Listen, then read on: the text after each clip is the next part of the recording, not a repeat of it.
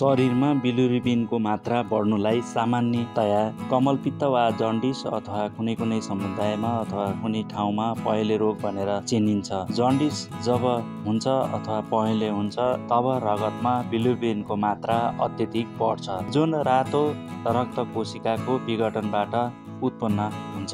सामान्य अवस्थामा कलेजोले बिलिरुबिनलाई शरीरबाट बाहिर निकाल्छ, तर कलेजोमा कुनै समस्या भएमा यो प्रक्रिया प्रभावित हुन्छ र रगतमा बिलिरुबिनको मात्रा बढ्न थाल्छ। हो, यही बिलिरुबिनको मात्रा 3 मिलिग्राम भन्दा बढी भएपछि यसले गर्दा आँखा, छाला र पिसाब पहेँलो देखिन्छ।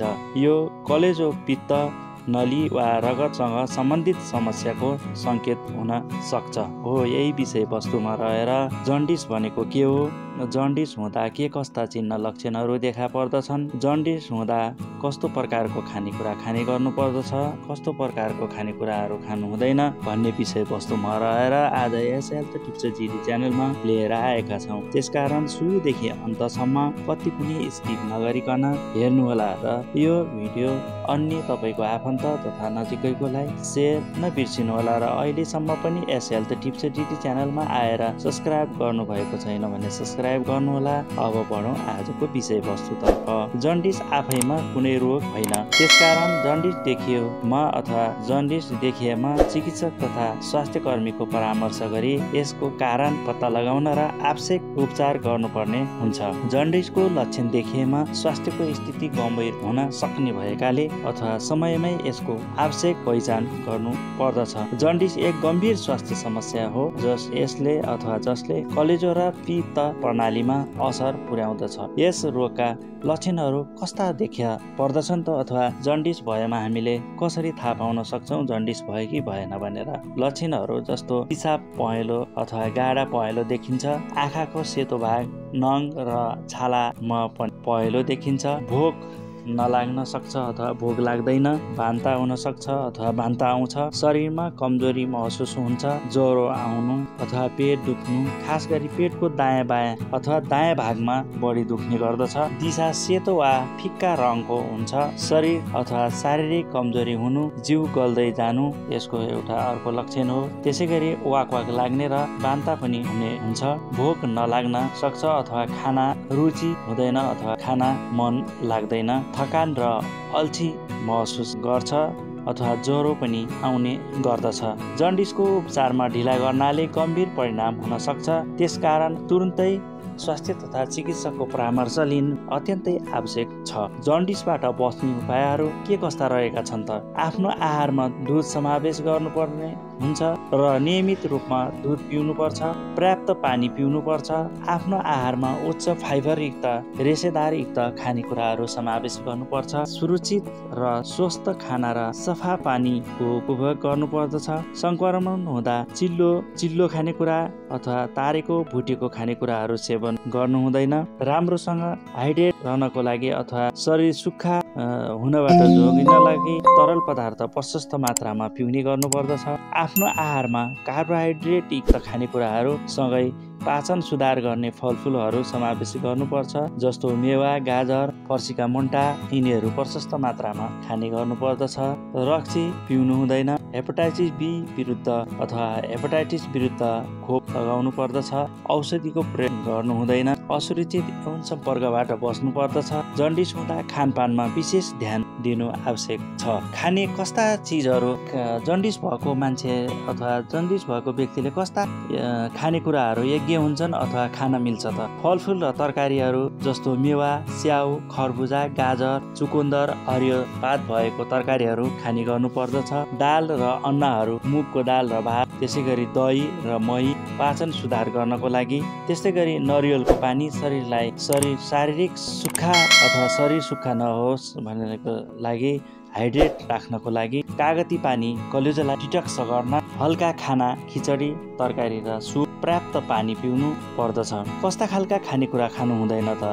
बोसो र तारेको खाने जस्तै फ्रेन्च फाइबर, बर्गर, पिज्जाहरू खाने हुँदैन, पुरस्कृत खाद्य पदार्थ जस्तै प्याकेटमा भएका स्न्याक्स, जङ्क फुडहरू खानु हुँदैन, मसालेदार र पिरो खाना जस्तै खुर्सानी अचारहरू खानु हुँदैन, मासु र माछा विशेष गरी रातो मासु खानु हुँदैन, कफी र मदिरा जस्तै कफी, चिया र रक्सी पिउनु हुँदैन। अधिक तेल र घिउ, तारिएको र अत्यधिक तेलयुक्त खानेकुराहरू पनि खानु हुँदैन। Bakery product, cake, pastry, bread पनि खानु हुँदैन। जन्डिस हुने प्रमुख कारणहरू कस्ता छन् त अथवा के कारणले जन्डिस हुन्छ त?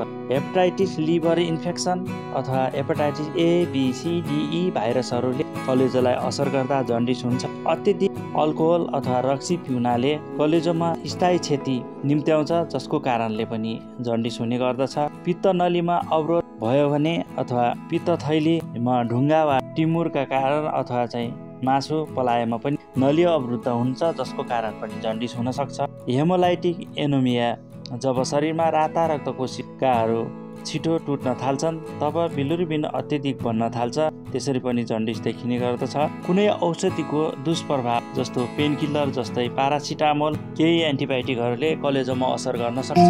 त्यसै गरी नवजात शिशुमा कलेजो पूर्ण विकसित नभएको कारणले पनि जन्डिस देखा पर्न सक्छ। नवजात शिशुहरूको कलेजो अपरिपक्व हुँदा अस्थायी जन्डिस देखिन सक्छ। यसका अतिरिक्त नियमित रूपमा स्वास्थ्यकर्मी तथा चिकित्सकको परामर्श लिनु र निर्देशनहरू पालन गर्नु महत्त्वपूर्ण हुन्छ। उचित खानपानसँगै आराम र पर्याप्त निद्रा पनि आवश्यक छ, ताकि शरीर छिट्टै ठिक होस्। जन्डिसको उपचारमा हामीले के कुराहरू अपनाउन सक्छौँ त? प्रशस्त मात्रामा आराम गर्नुपर्छ, शरीरलाई आराम दिनुपर्छ। त्यसै गरी हाइड्रेसन अथवा शरीर सुक्खा हुनबाट जोगाउनको लागि प्रशस्त मात्रामा पानी पिउनु पर्दछ।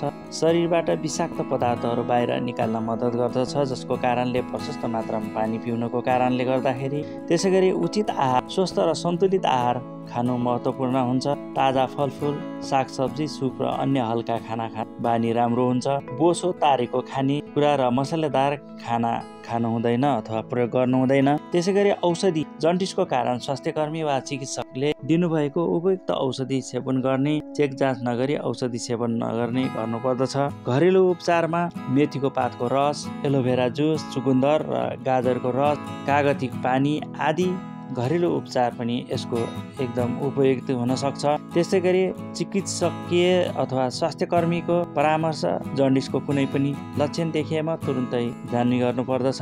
अन्य उपायहरूमा अल्कोहल सेवन नगर्नुहोस्। जन्डिसको उपचार आत्म उपचार मात्र नभई चिकित्सकीय तथा स्वास्थ्यकर्मीय सल्लाह अनुसार गर्नुपर्दछ। जन्डिसलाई सामान्य नठानौँ, यो कलेजो, पित्त नली वा रगतको समस्याको सङ्केत हुन सक्छ। प्रारम्भिक लक्षण देखिनासाथ स्वास्थ्यकर्मी तथा डाक्टरको सल्लाह लिनु आवश्यक छ। स्वस्थ जीवनशैली, स्वस्थ खाना पानी, नियमित स्वास्थ्य परीक्षण र सावधानीपूर्वक औषधि सेवन गरेर जन्डिसबाट हामीले बस्न सक्छौँ। यस्तै प्रकारका भिडियो हेरी स्वास्थ्य टिप्स, स्वास्थ्य ज्ञान, स्वास्थ्य शिक्षा प्राप्त गर्नको लागि यस हेल्थ टिप्स GD च्यानल हेर्दै गर्नुहोला। हवस् त, धन्यवाद।